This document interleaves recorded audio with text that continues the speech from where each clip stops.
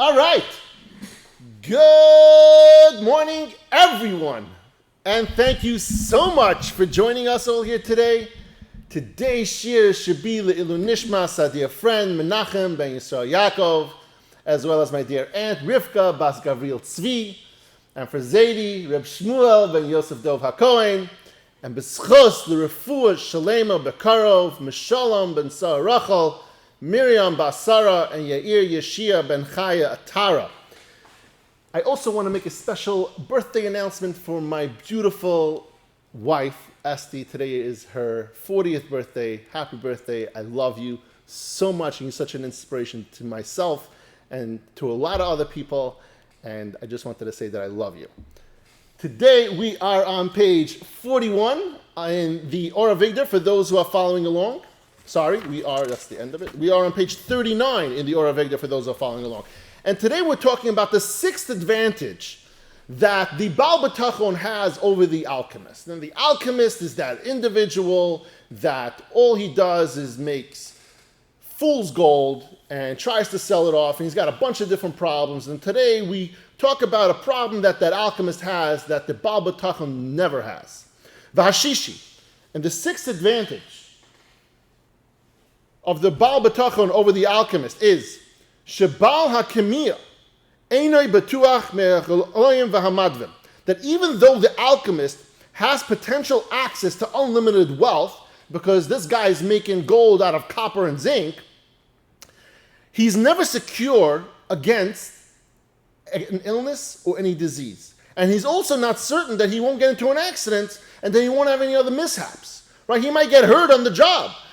And all of which will spoil his happiness with his wealth. What's the reason the alchemist does what he does? What's the allure of this job, this business venture of the alchemist? The business venture of this alchemist is that he has this easy life. Why?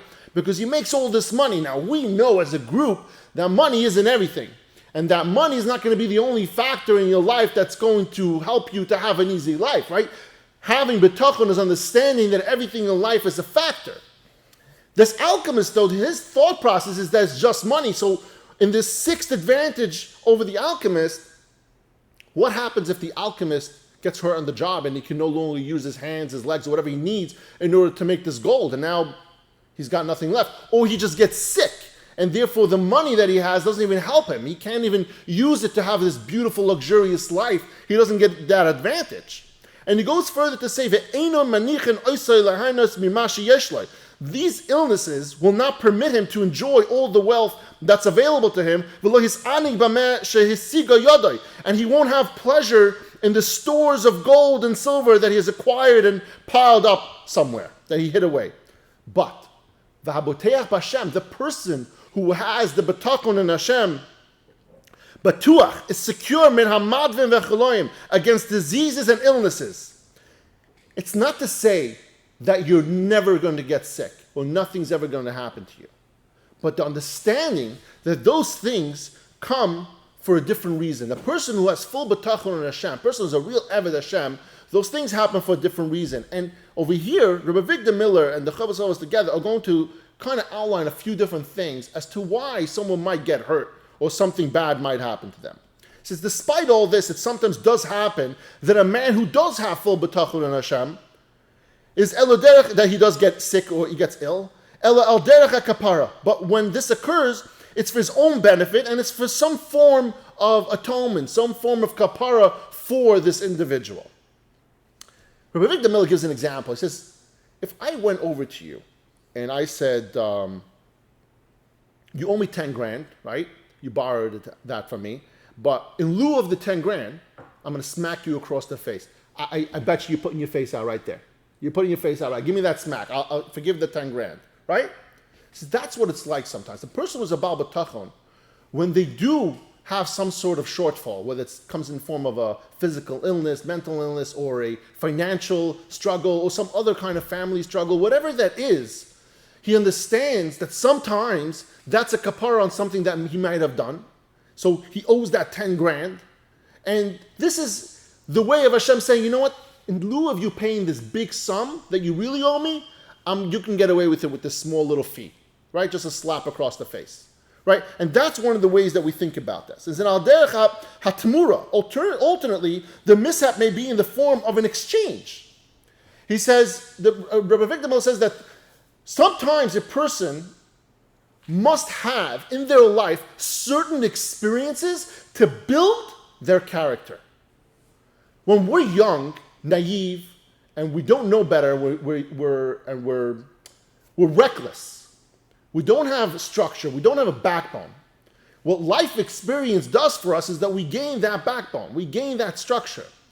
Sometimes us going through very difficult times in our lives, that's Hashem building your character. He's building you up. He's strengthening you. He's actually not doing it for a bad reason, not doing it for the purpose of because you did an avera or this is some kind of kapara. No, because he's going to build a better foundation for you so that when you come out of this, you're going to be so much better at life than you were before. And had you not gone through this struggle, had you not had this heartfelt difficulties in your life, you would have gone through life without this ability to do it properly. And so oftentimes that going through this struggle, Rabbi Victor Miller says, that is building character. That's Hashem helping us. That's the benefit. He's helping us build that character that we need in order to grow even larger than before. And then he goes further to say, as it's written, even strong youths may become weary and worn out, and young men can stumble from weaknesses. And we often see this, that young people are overcome with certain sicknesses. And sometimes they stumble, and they need crutches, they need stitches, or whatever it is. And then the next pasuk it says in Yeshaya, but those who hope to Hashem gain new and increased strength. I now see why a lot of singers make songs out of certain psukim. It's beautiful. But those who hope to Hashem can gain new increased strength. The Amma in Tehillim it says, Ki zeroyas yesharim teshivarnu, for the strong arms of the evil ones will be broken. V'soymech tzadikim Hashem, but Hashem supports the tzadikim.